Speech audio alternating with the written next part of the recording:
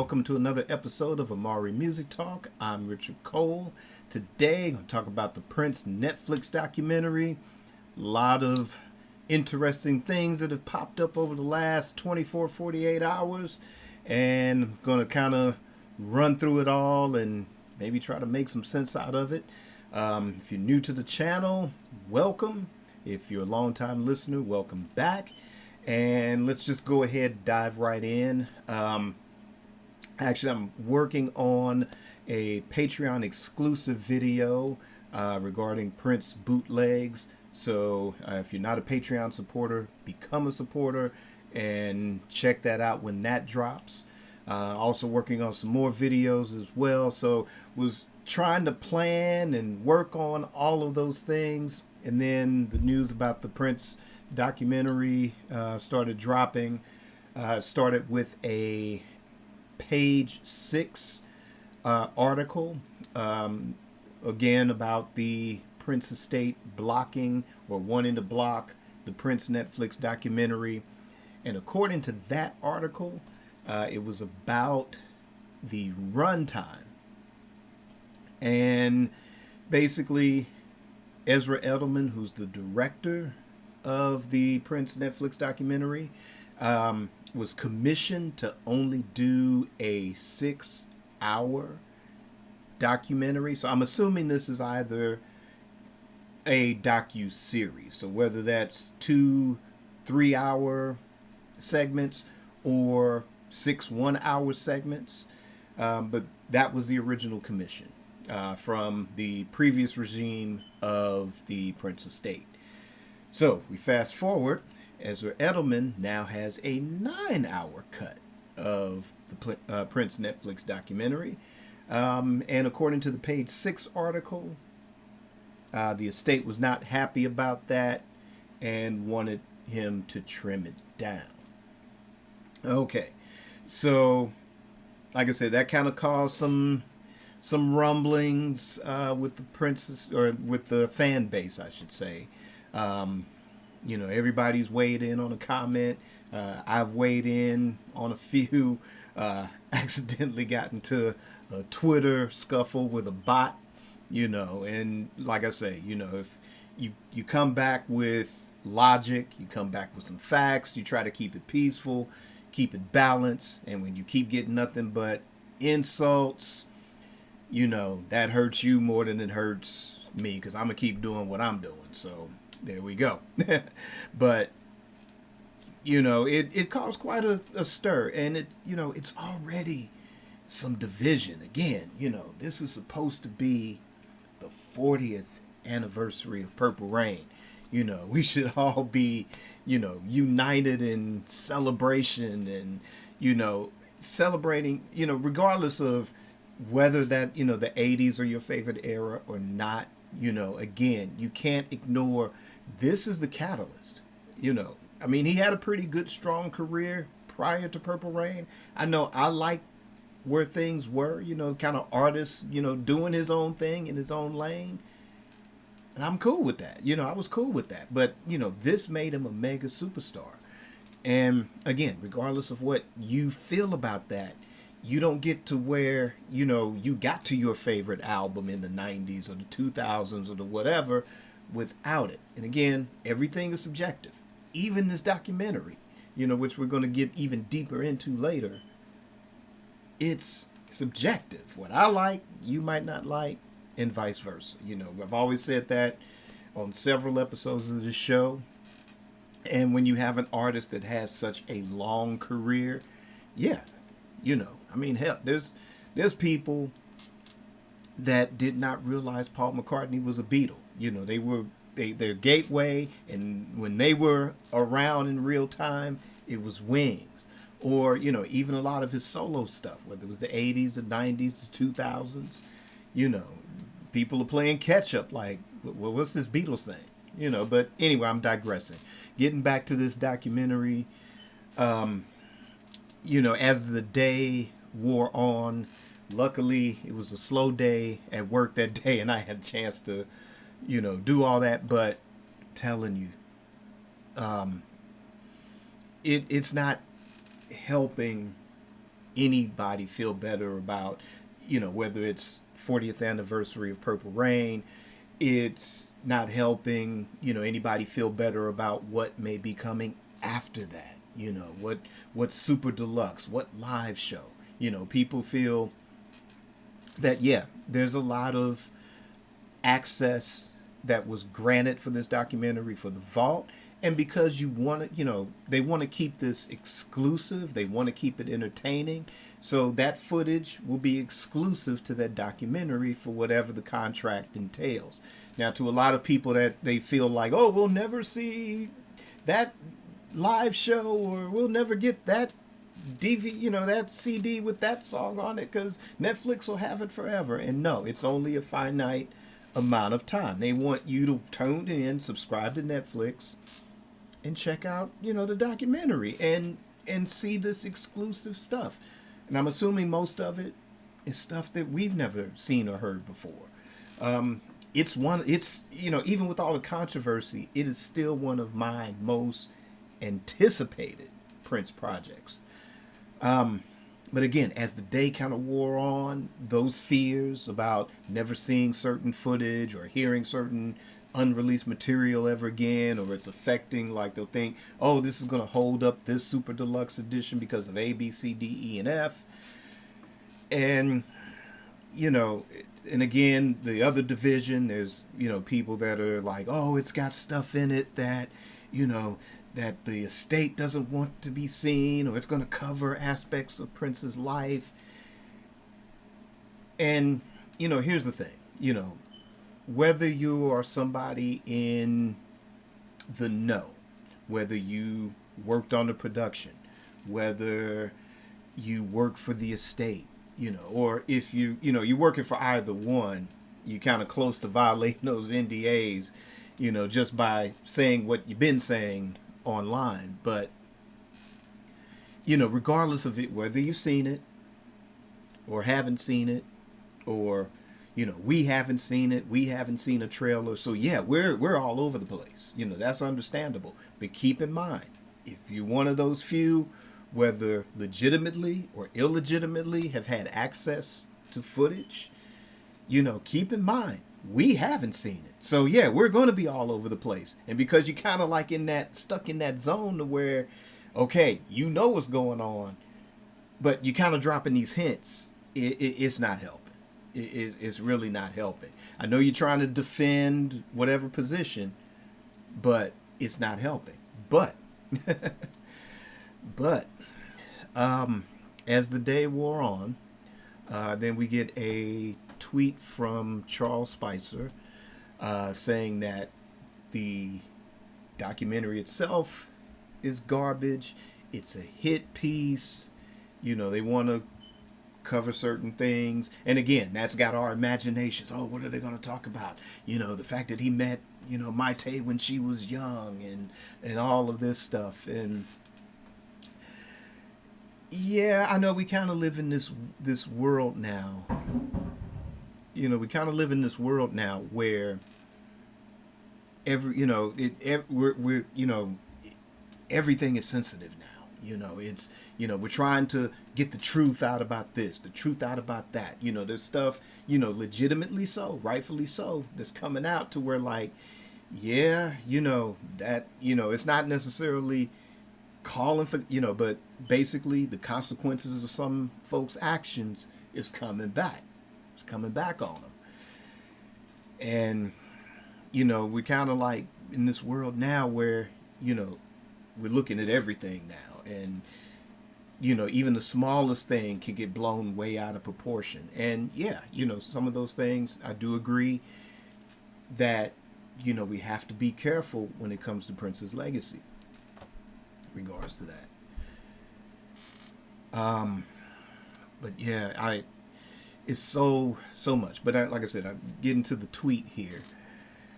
That again kind of caused some more rumblings and even more division and more confusion. I kind of put a plea out there to, like, let's try to resolve things peacefully. Hopefully negotiations can work out to, we're a divided fan base, probably one of the most divided fan bases that's not Star Wars and not Marvel, but as far as music, I've never seen a fan base, I've seen fan bases where it's like some people don't like certain things, but they don't viciously attack the majority for enjoying it, or I'll take, the Beatles, the fans, they thought, at least last couple of years now, they thought that Rubber Soul was going to be the next box set, but it hasn't happened yet. They dropped the brand new Beatles song Now and Then. They dropped a remix of the Red and Blue albums. And before, as those announcements were coming out, it was like, no, we don't want that. We want Rubber Soul. But as they started hearing Now and Then, when they started getting their hands on the Red and Blue, then it was all like, yay. Now, I mean, there was some detractors, but they don't viciously attack the other side because it's like, okay, well, fine, you enjoy it. And what else did they get? They got the remastered, restored film of Let It Be. And again, nobody's saying some things. I mean, some people feel to get back that. And speaking of that, that Get Back was originally supposed to be 2 hours, a 2-hour theatrical film. But, during the pandemic, because that plan got canceled, and Peter Jackson was working on it and ended up with a nearly 8-hour documentary. Yeah, but in order to put that out, he had to get permission from 2 living Beatles and 2, not 1, 2 estates to agree unanimously to put that out. And he wanted to put out more footage, but they capped it at 8, and it's on Disney Plus, and it's on DVD. You can go get the DVD. So before all this stuff started snowballing, that's what, my thinking about it was like, well, hey, look at what the Beatles fans got.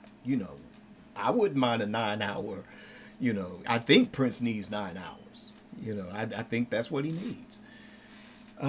So fast forward to today, and a article in Variety that shed a lot more light on the subject. And I'm not going to read the entire article, but by all means, you've probably already have seen it all over social media. It has been making the rounds.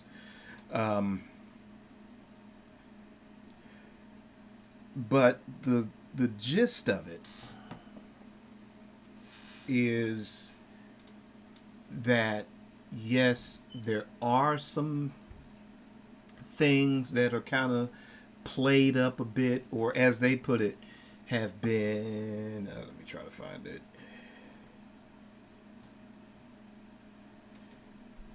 here. Let's see. Actually, I'll just read kind of sections of it, but like I said, if you want to check out the rest of the article, it's in Variety. You can find them online, and you can read the article in its entirety. Let's see. So, Prince documentary is dead in the water after 4 years of production due to dramatic factual inaccuracies. And this is an article by Jim Aswad, if I'm pronouncing the name correctly.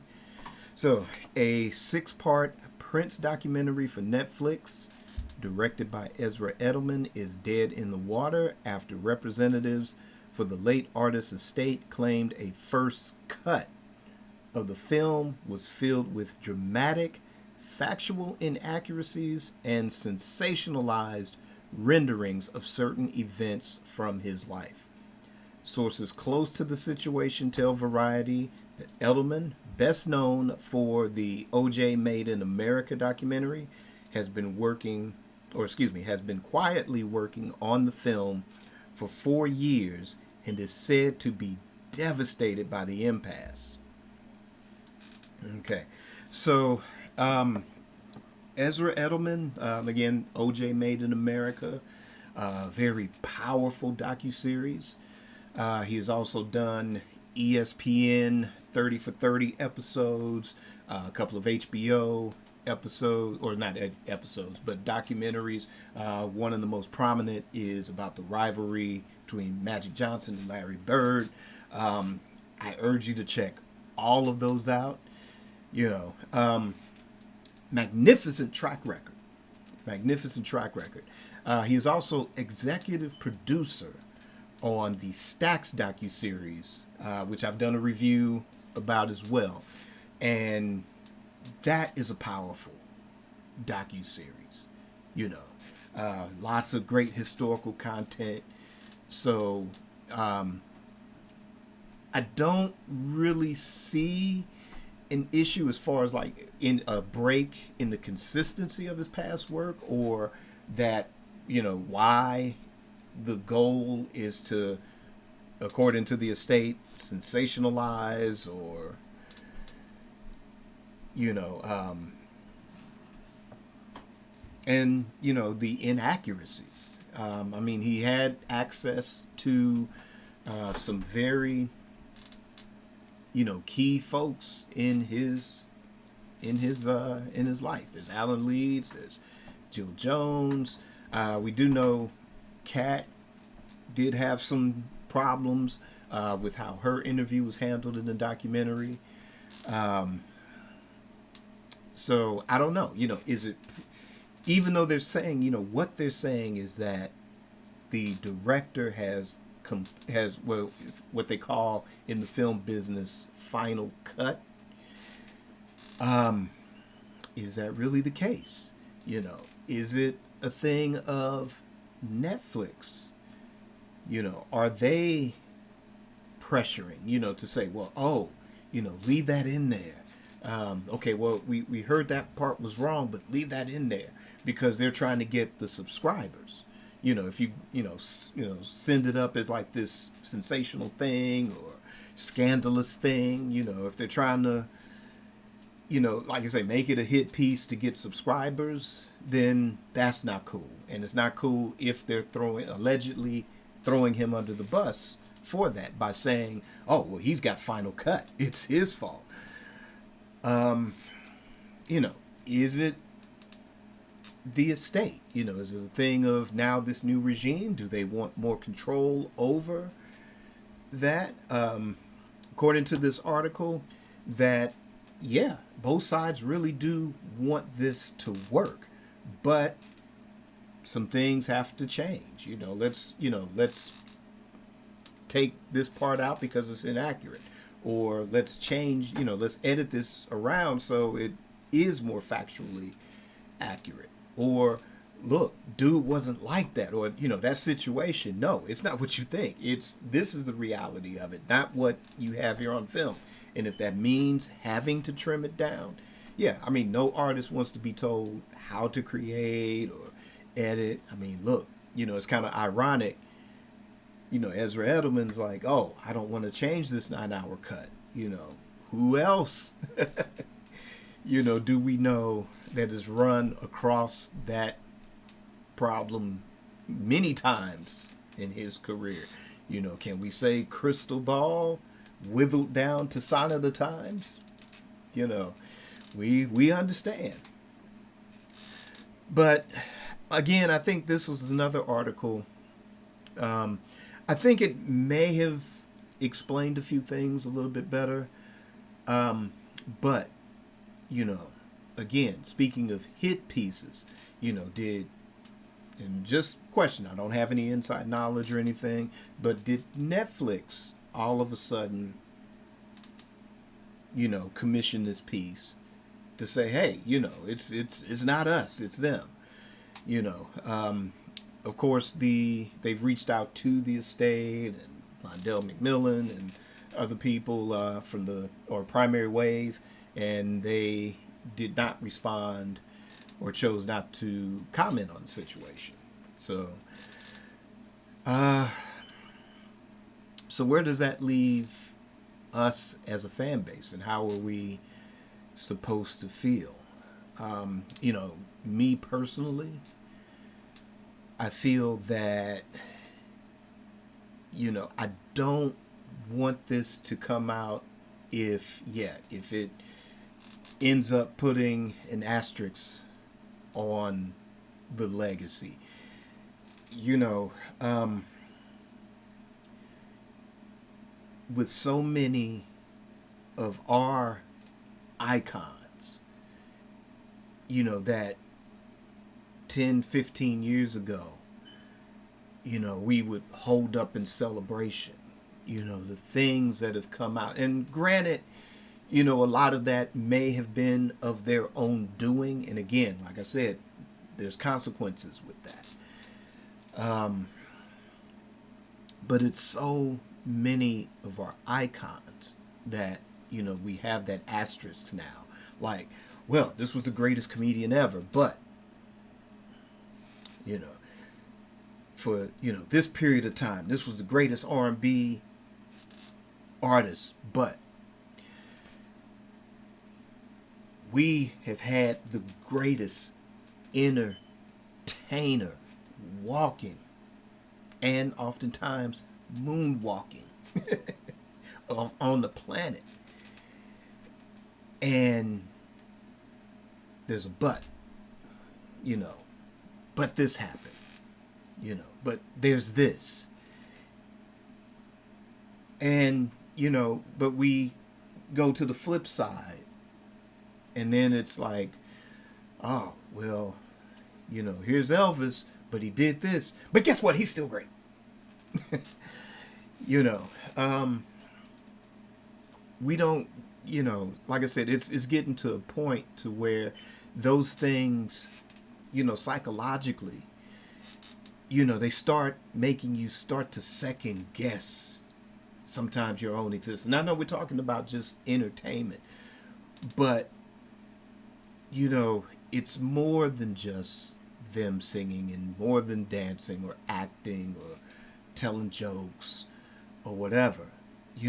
A lot of these icons have been, groundbreaking at a time when, the marching wasn't enough. There were, icons like James Brown, when a lot of cities were rioting after after what happened with Martin Luther King.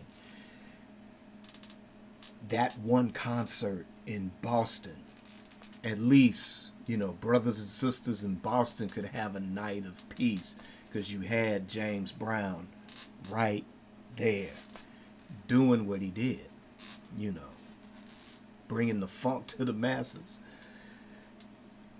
And when you think about the personal memories, that, like I said, it, for a lot of people, it may have been inspiring to that level to where, yeah, historically or whatever, you could be a leader, whether it's in civil rights or politics or you in your community or something like that. But for a lot of people,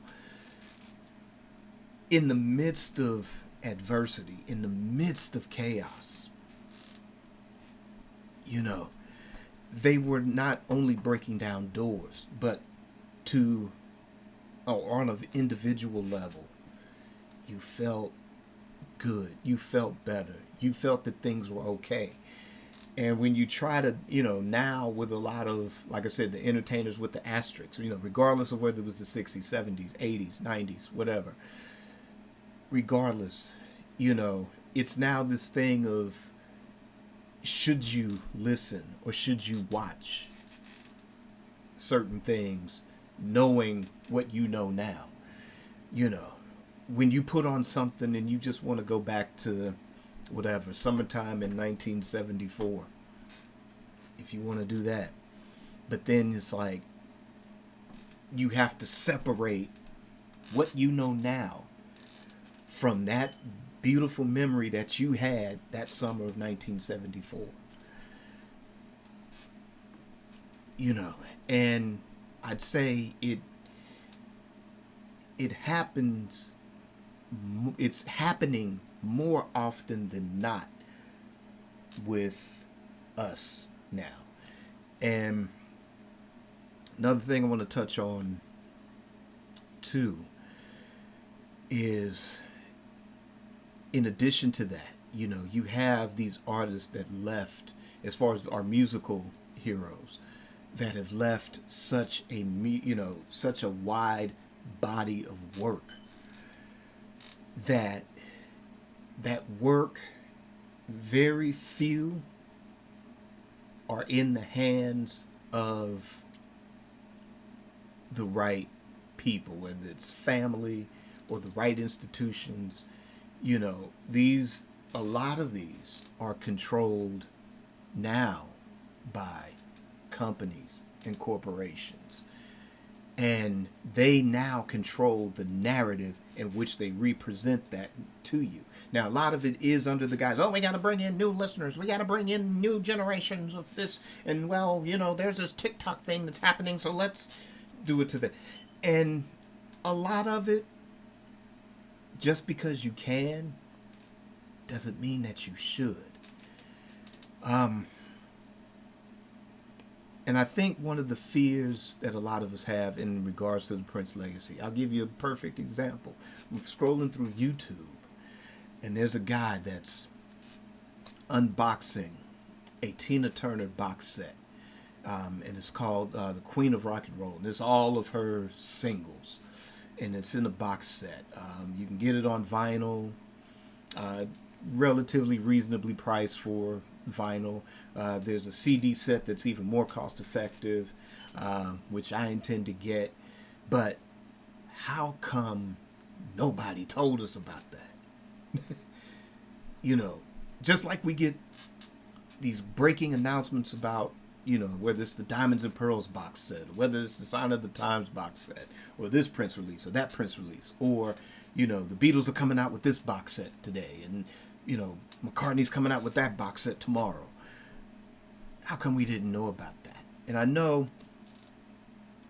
not that Tina was hurting for money, and I think what she sold her catalog for, given, I don't think she didn't write a lot of her own songs.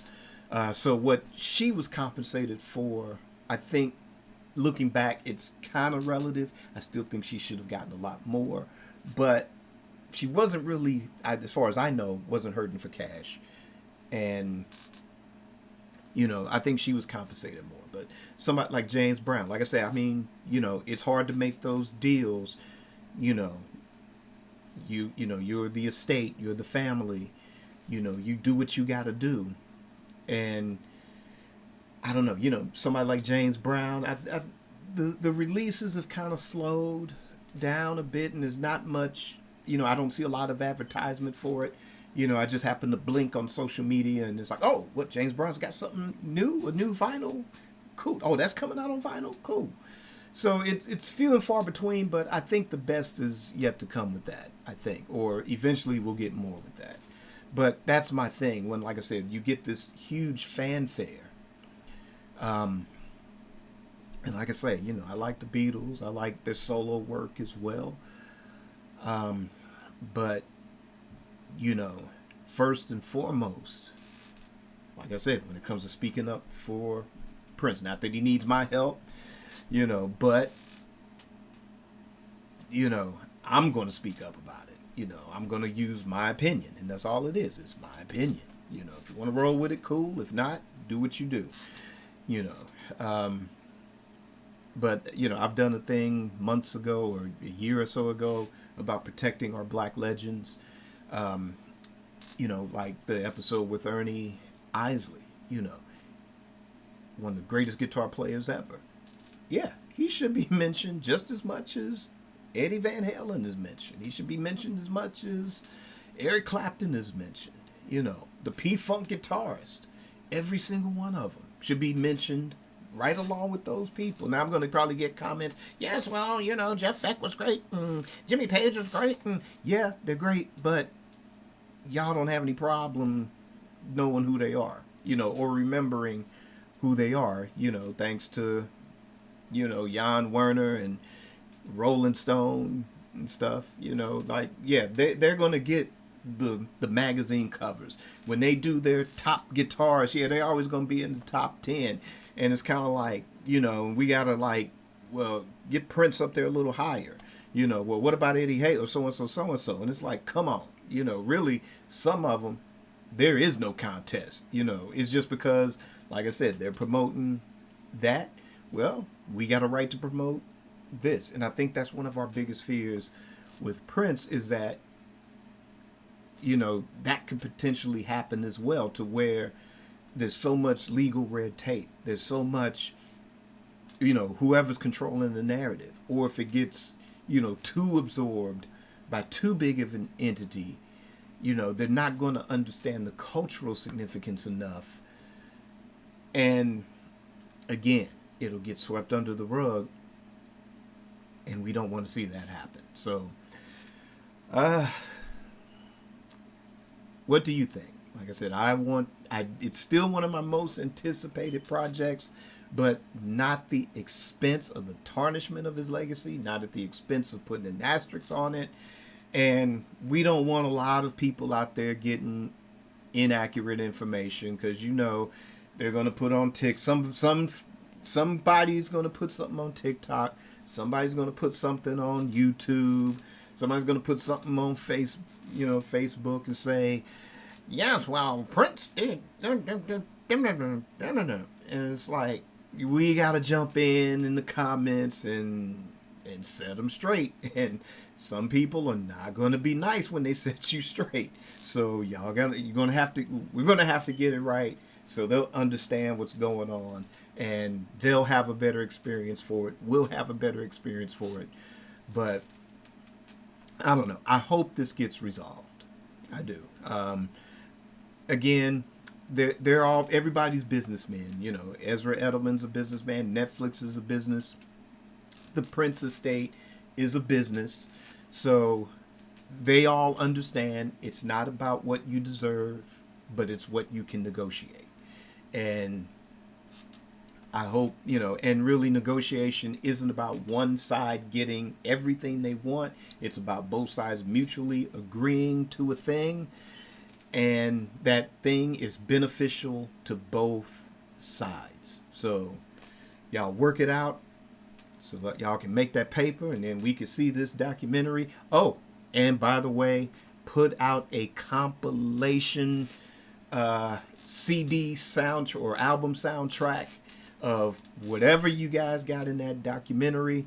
Please see the Zappa documentary and the 3 CD set that came along with that for reference or template. And of course, this being Prince, figure out how to do it better. All right, so what do you think? Leave me a comment. Let me know your thoughts. Again, don't forget to like, subscribe, hit the notification bell, and create your day, create your life. Peace.